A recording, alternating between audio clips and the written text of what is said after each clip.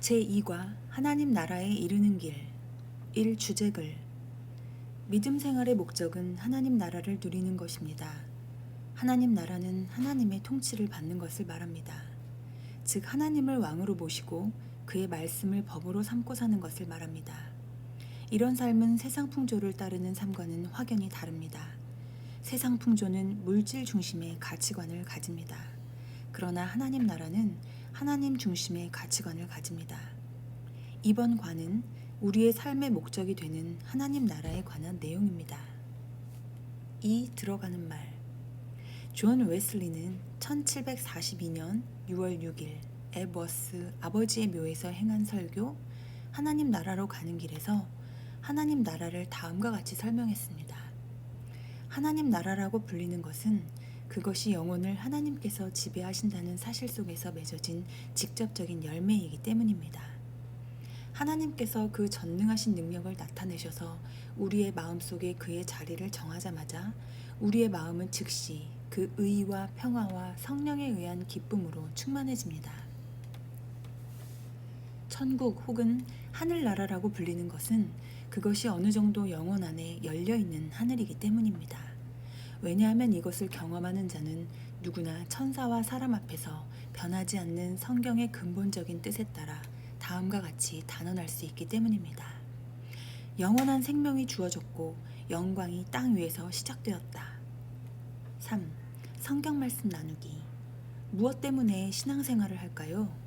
신앙생활의 목적은 하나님 나라를 얻는 것이고 하나님 나라를 누리는 것이고 하나님 나라에 들어가는 것입니다. 신앙생활을 하는 이유는 하나님 나라 때문입니다. 예수께서 이 세상에 계실 때 많은 말씀으로 교훈을 주셨는데 그 핵심은 하나님 나라입니다. 성경을 찾아 적어보십시오. 마가복음 4장 11절 이르시되 하나님 나라의 비밀을 저희에게는 주었으나 외인에게는 모든 것을 비유로 하나니. 마가복음 4장 26절 또 이르시되 하나님의 나라는 사람이 씨를 땅에 뿌림과 같으니. 마가복음 4장 30절 또 이르시되 우리가 하나님의 나라를 어떻게 비교하며 또 무슨 비유로 나타낼까? 하나님 나라는 무엇이라고 생각합니까? 1. 하나님 나라는 하나님의 통치. 하나님 나라란 하나님의 통치를 받는 것을 말합니다. 다시 말해 하나님의 다스림이 이루어지는 곳입니다. 하나님을 자신의 왕으로 모시고 그분의 말씀을 법으로 삼는 상태를 말합니다. 쉬운 예로 로마 제국은 로마 황제를 왕으로 모시고 로마법을 지키고 사는 나라입니다. 만일 로마 시민이라고 하면서 로마 황제를 반역하고 로마법을 거부한다면 살아남기 어려울 것입니다.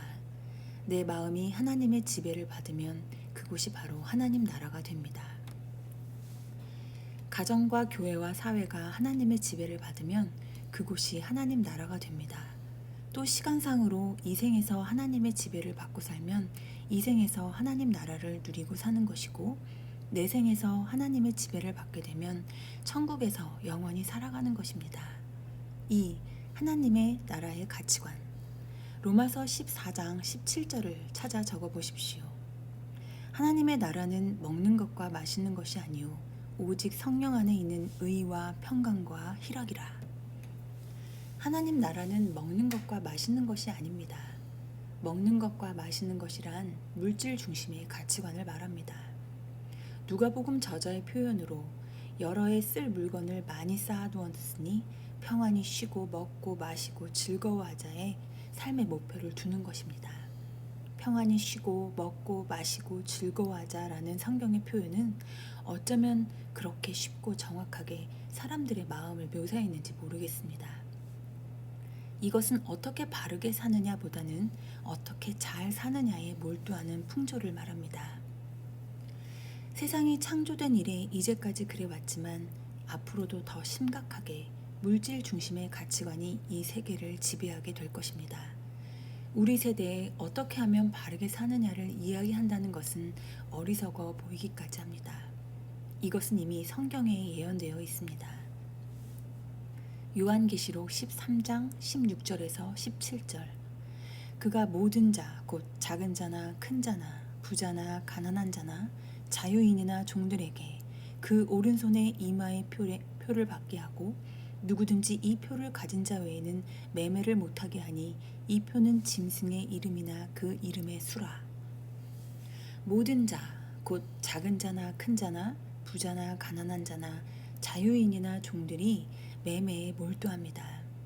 즉 세상 끝날이 가까이 다가오면 모든 사람이 물질 생활에만 온통 목을 맨다는 것입니다. 그러나 어떻게 잘 사느냐라는 가치관과 어떻게 바르게 사느냐라는 가치관은 죽는 순간 그 평가가 확연히 갈라지고 그 가야 할 길이 확연히 갈리게 됩니다. 3. 하나님 나라의 표징. 성경은 하나님 나라를 오직 성령 안에 있는 의와 평강과 희락이라고 말씀합니다. 첫째, 의란 하나님과의 관계에서 하나님으로부터 의인이라고 인정을 받는 것입니다. 하나님께 지은 죄를 용서받는 것입니다. 거룩하여서 차마 악을 보지 못하시는 하나님 앞에서 의롭다라고 평가받는 것입니다. 다윗은 어떤 사람이 복이 있을까를 생각하면서 시편 32편 1절에 이렇게 고백합니다. 허물의 사함을 받고 자신의 죄가 가려진 자는 복이 있도다. 다윗은 허물의 사함을 받고 자신의 죄가 가려진 자가 복이 있다고 했습니다. 하나님으로부터 의롭다고 인정받는 것이 얼마나 좋은지 복이란 말을 했습니다. 영적 감각이 무딘 사람은 죄를 짓고도 그냥 넘어가지만 영적인 민감성을 가진 다윗은 그렇지 않았습니다. 죄가 얼마나 무겁게 그의 영혼을 누르는지 그는 이렇게 고백했습니다. 시편 32편 3절에서 4절. 내가 입을 열지 아니할 때에 종일 신음함으로 내 뼈가 쇠하였도다. 주의 손이 주야로 나를 누르시오니 내 진액이 빠져서 여름 가뭄에 마름같이 되었나이다.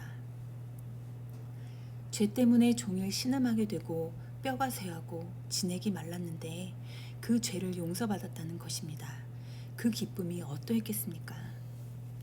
바로 그 해방감이 하나님이 다스리는 삶의 표징입니다.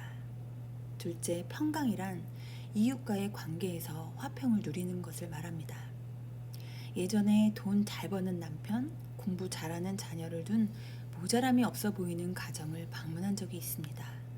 거실에 들어서면서 덕담으로 자매님은 이렇게 부족함 없이 사니까 좋으시겠네요? 라고 했습니다. 그런데 그 자매는 한숨을 쉬며 이렇게 대답했습니다. 목사님, 갖춰놓으면 뭐예요? 마음이 평안하지 못한 걸. 그 가정은 가족끼리 관계가 좋지 않았습니다. 이웃과 평강을 누리는 것이 하나님 나라를 소유한 자의 표징입니다.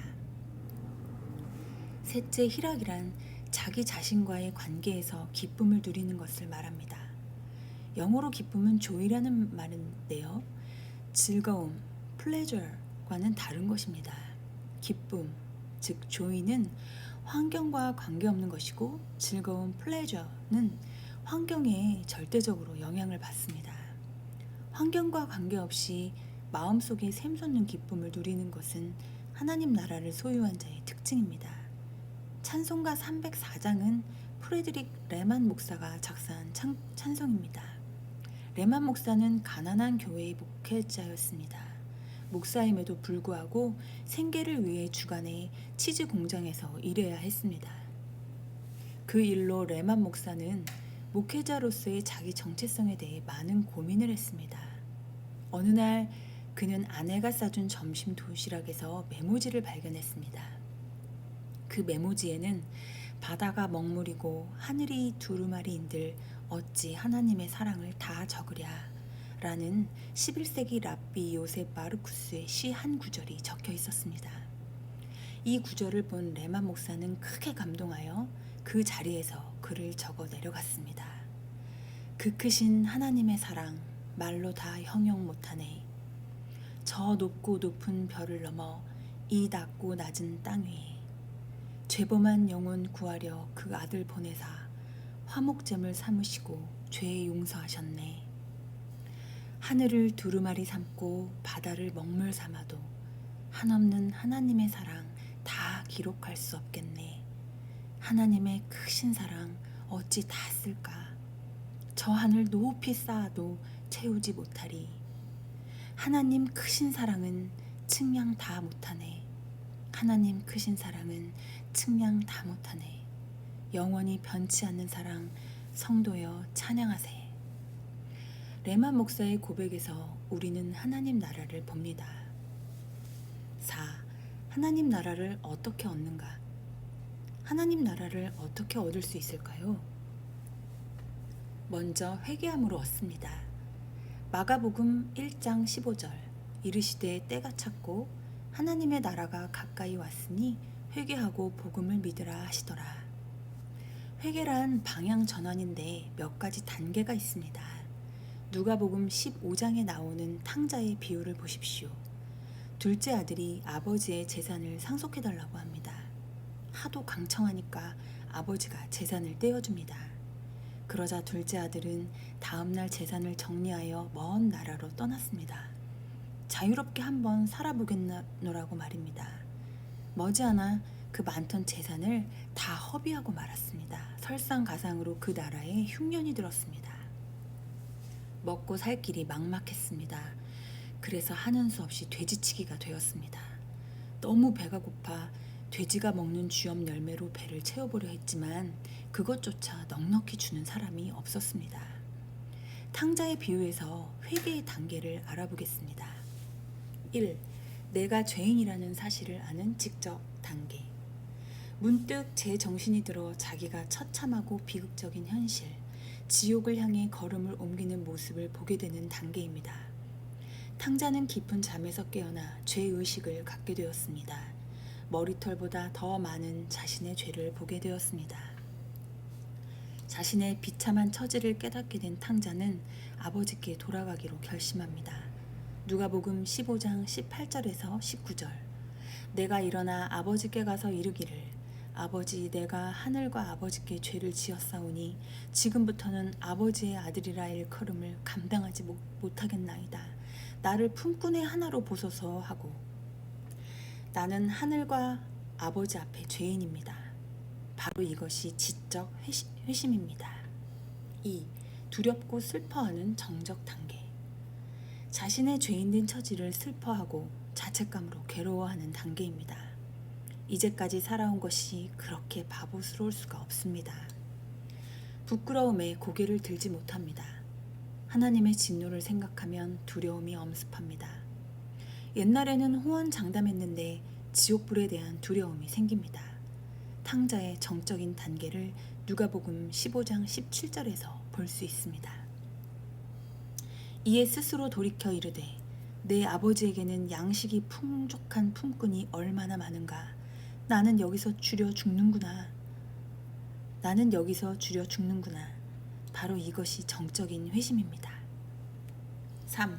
돌이키는 의지적 단계. 하나님께 돌아와 그 사랑을 믿고 그 품에 안기는 단계입니다. 탕자는 아버지의 용서를 확신하고 그 품에 안깁니다. 죄가 아무리 크고 많다 할지라도 있는 그대로 안고 아버지의 품으로 달려듭니다. 탕자의 의지적 단계를 보십시오. 누가복음 15장 20절 이에 일어나서 아버지께서 돌아가니까 아직도 거리가 먼데 아버지가 그를 보고 측은히 여겨 달려가 목을 안고 입을 맞추니 바로 이것이 의지적인 회심입니다. 회개란 자기 자신의 죄인됨을 깨닫고 그 처지를 슬퍼하고 아버지의 사랑을 믿고 돌아오는 것을 말합니다. 어떻게 하나님께 돌아온다고 모든 죄가 일시에 해결될 수 있을까요? 물론 해결됩니다. 그것은 우리와 하나님의 관계가 아들과 아버지의 관계이기 때문입니다. 인간관계를 두 가지 유형으로 크게 나눌 수 있습니다. 하나는 이해관계이고 다른 하나는 조건 없는 사랑의 관계입니다. 이해관계를 이렇게 설명할 수 있을 것입니다. 두 사람 사이에 부채가 있습니다. 두 사람은 이해관계로 맺어진 것입니다. 만일 채무자가 빚을 청산하지 않는다면 두 사람의 관계는 결렬될 것입니다. 빚을 갚지 않고 우리 사이좋게 지내세 라고 부탁한다면 이렇게 대답할 것입니다. 무슨 말이야? 이자는 그만두고 원금이라도 갚으면서 그런 말을 해야지. 두 사람의 관계가 회복되려면 빚을 청산해야 합니다. 그러나 조건 없는 사랑의 관계는 다릅니다. 아버지와 아들 사이에 부채가 있습니다. 아들이 아버지 죄송합니다. 아버지 잘못했습니다. 그만 사업이 어려워져서 아버지께 빌린 돈을 다 잃고 말았습니다. 라고 말하면 아버지는 어떻게 반응할까요? 아마 이렇게 말씀하실 것입니다. 그래, 고맙다. 내 사정을 아버지한테 말해줘서 고맙다. 내가 뒤를 봐줄 테니 다시 한번 시작해보거라. 아버지는 돈을 잃고도 돈을 갚지 않은 자식에게 고맙다고 말하는 것입니다. 그것은 사랑의 관계이기 때문입니다. 이것이 바로 우리가 하늘 아버지께 돌아오면 모든 죄가 일시에 해결되는 이치입니다. 구원은 바로 이때 일어납니다. 하나님 나라는 바로 이때 우리 마음속 안에서 시작됩니다. 4. 삶의 적용. 하나님 나라는 먹는 것과 마시는 것이 아니고 오직 성령 안에 있는 의와 평강과 희락이라고 했습니다. 성령 안에서 의와 평강과 희락을 누리고 있습니까?